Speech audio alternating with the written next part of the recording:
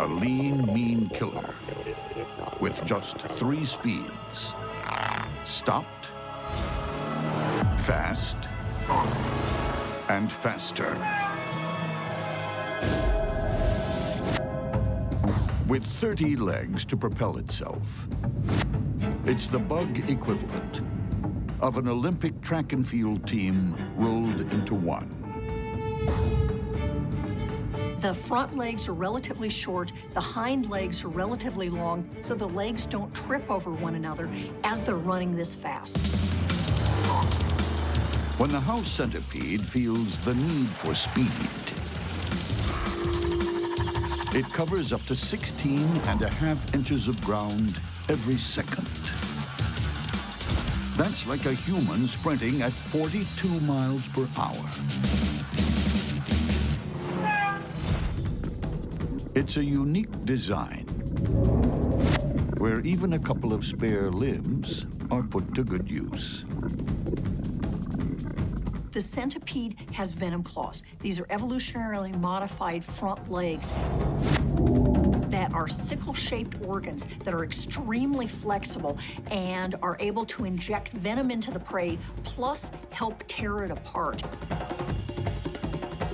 But deadly venom and lethal speed are useless unless you can see where you're going. These centipedes have huge compound eyes. It's clear that they're using vision to track their prey, and this might be related to the speed at which they're chasing. This cockroach would do well to run for its life.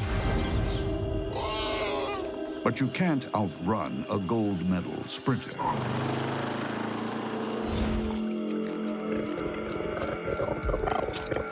House centipedes are incredibly voracious predators. They literally run down their prey. But the house centipede isn't the only speedy, sharp-eyed predator patrolling the rainforest arena. It's also the domain of the swift tree mantis.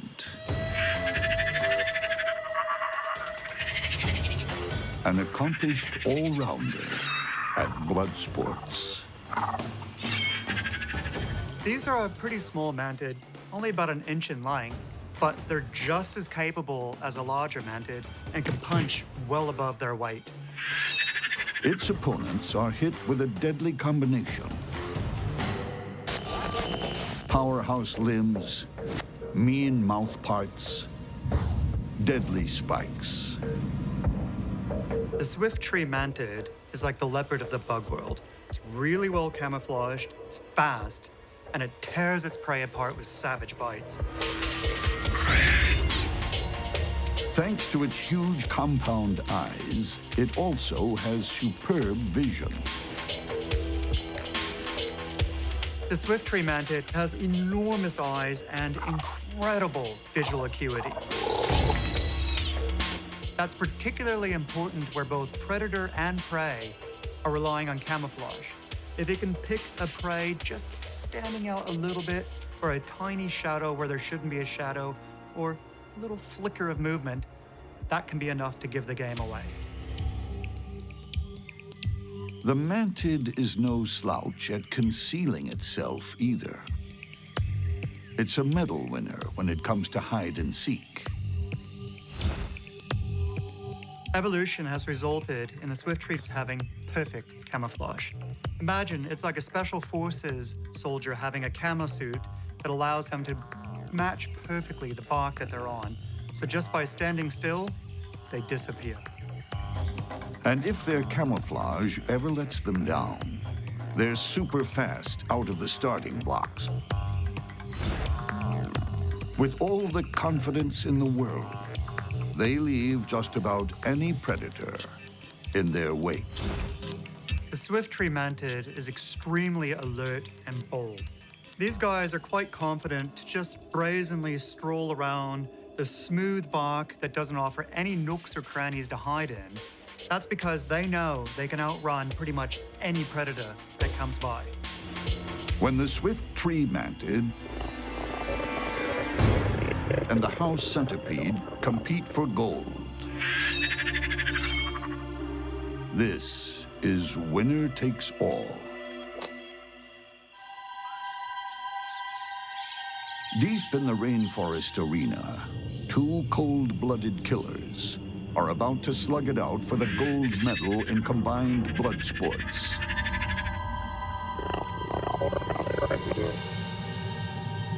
The swift tree mantid might be small, but it's not intimidated.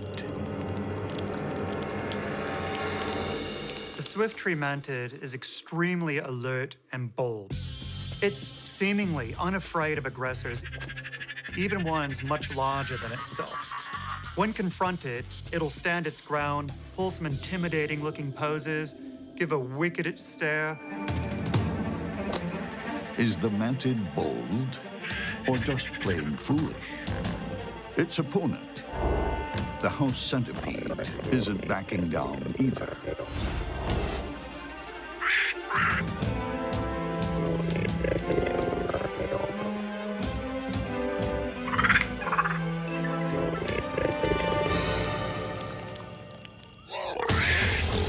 The mantis strikes first. It catches the centipede off guard.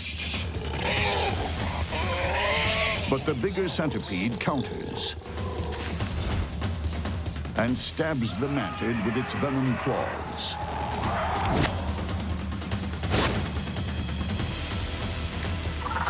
Then starts ripping its victim apart while it's still alive.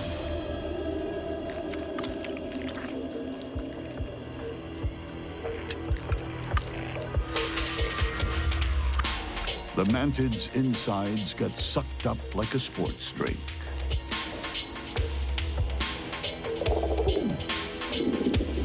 In the bug world, there's only room for one on the winner's podium.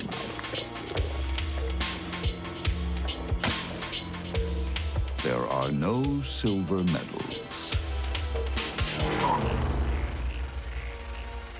The environment to catch their victims off guard. What happens when a gray tree runner mantis and a lichen huntsman drop their invisibility cloaks? Their true and deadly colors are revealed.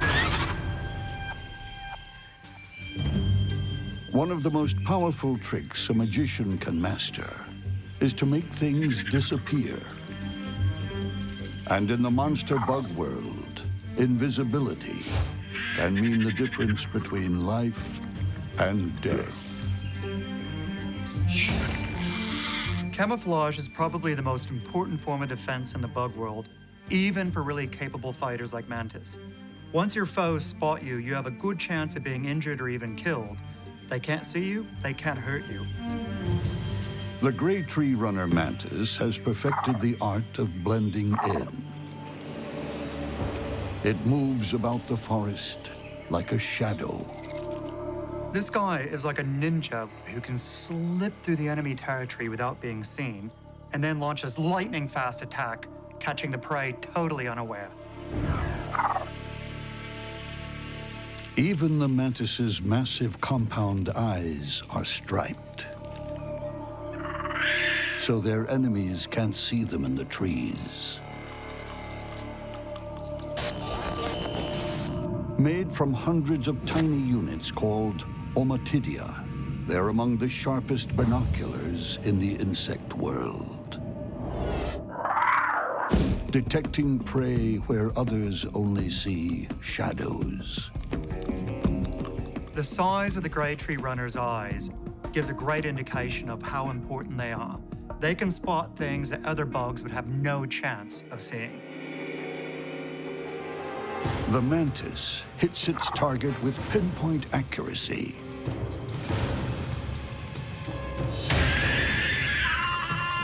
It grabs this grasshopper like a kung fu master snatches a passing fly.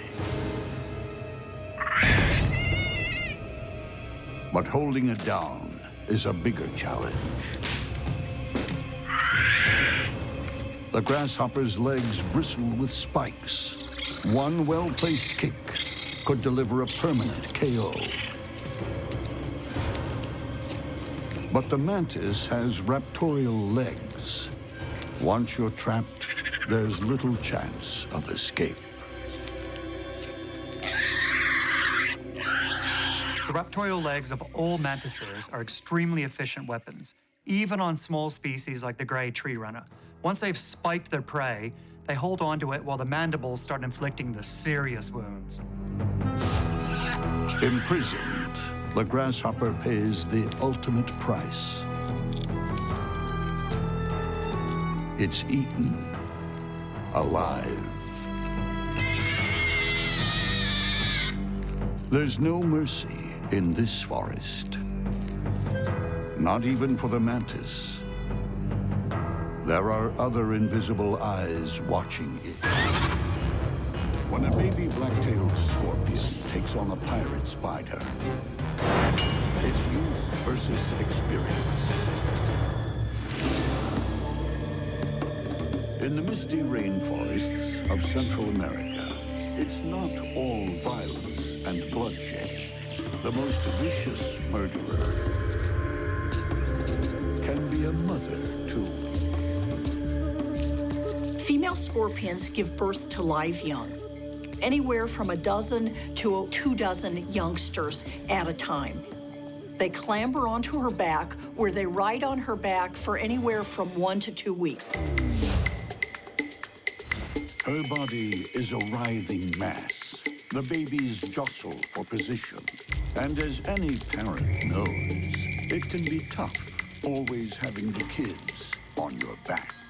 Home life isn't always easy for young scorpions because if the mother is starving, she may simply turn around and eat her youngsters. They're less than an inch long, but already the babies have molted, shedding their exoskeletons and emerging as carbon copy killers. Each one possesses tough body armor, strong, slender pincers lined with sensory hairs, and at the rear end, a vicious sting laced with venom, fast-acting enough to stun almost any bug world opponent.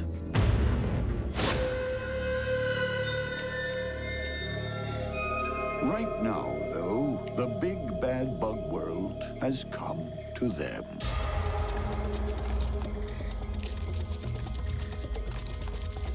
A black jungle stalker is prowling for a kill.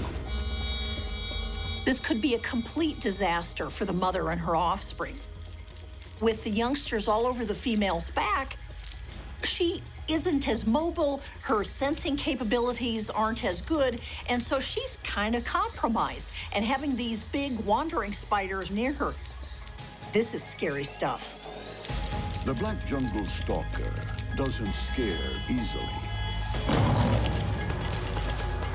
The scorpion shows the young whippersnappers how it's done.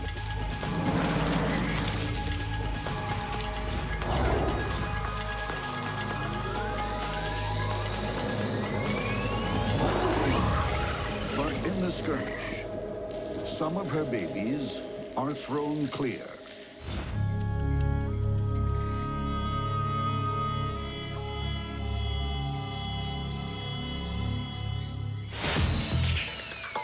One of the young males is now on his own in a world bustling with strange creatures.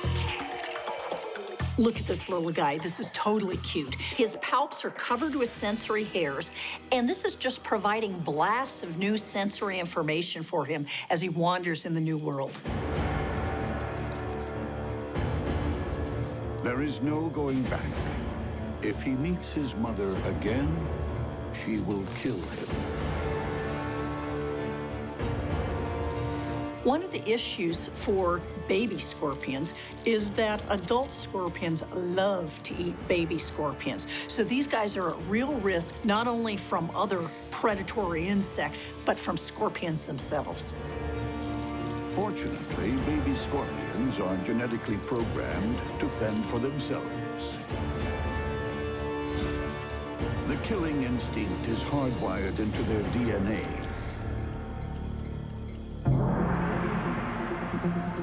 But if this tiny male chooses the wrong target, his first battle could also be his last. Not far away, an experienced hunter waits. Sleek, stealthy, the pirate spider is an ambush predator par excellence. This is only a small spider, about 1/5 of an inch long, but as the name indicates, it's a predator, and it's not in the habit of taking prisoners either. This pirate doesn't fly the skull and crossbones. Instead, 2 large spots on her abdomen, like oversized eyes, warn of danger. When another animal is facing the pirate spider head-on, those 2 false eyes seem to be staring right back at them. Now, we know that they're not real eyes, but to another animal, the pirate spider now appears much larger and threatening. But there's more to this predator than bluff. Extra long front legs, curved like a pirate's cutlass, are lined with enormous tooth-like spines.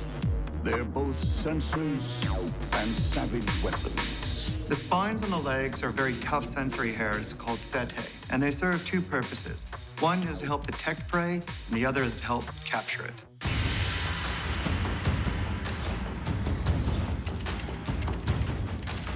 It's not just predators who must be wary. Potential mates also put their lives on the line. When this male pirate spider requests permission to climb aboard, he winds up walking the plank. Clearly, he wasn't her type. Well, at least not for making baby pirate spiders. Speaking of babies, the young black-tailed scorpion, still out exploring, blunders into pirate spider territory. It's pretty clear this little scorpion hasn't put together spider and danger in the same concept. So this is going to be a test of how well it's got its instinctive fighting abilities down. On a leafy jungle floor, a young black-tailed scorpion is a babe in the woods. Just 2 weeks old and hunting his first meal. But when he encounters a pirate spider, his first bug battle could be the death of him. The scorpion will use its strong pincers and deadly sting. The pirate spider has long spiked legs and fangs dispensing lethal venom. Will youth trump experience, or will a young life be cut short? To Scorpion Jr., caution means nothing. He moves in. The boldness of the naive. That kind of attitude is either going to serve him very well in life, or it's going to end his life very quickly. The pirate spider is taken aback.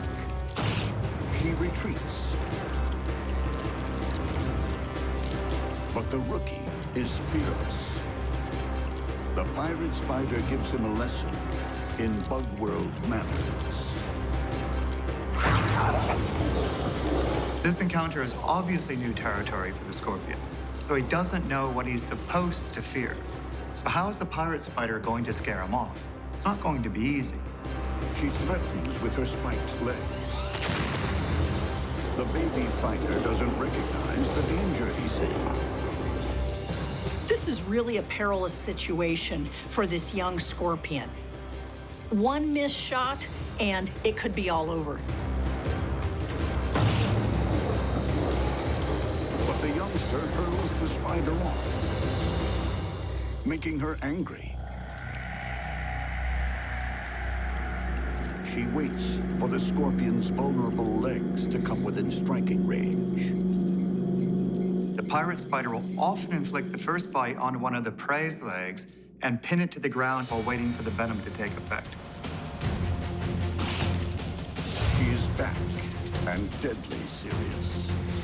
Prickly limbs are poised to snapshot. But scorpion killing instincts kick in.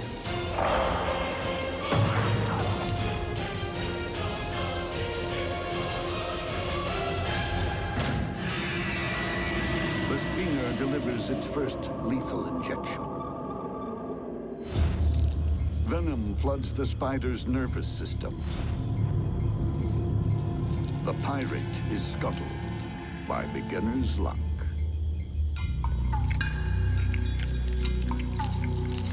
The baby scorpions claw like mouthparts, tear off chunks of flesh, which are liquefied like baby food and sucked down. Wow, he is just a little toughy. Instinct has trumped experience in this case, and I think he has a long life ahead of him. His mother would be proud. The baby has mastered the art of killing. Now all he needs to learn is to clean up after himself.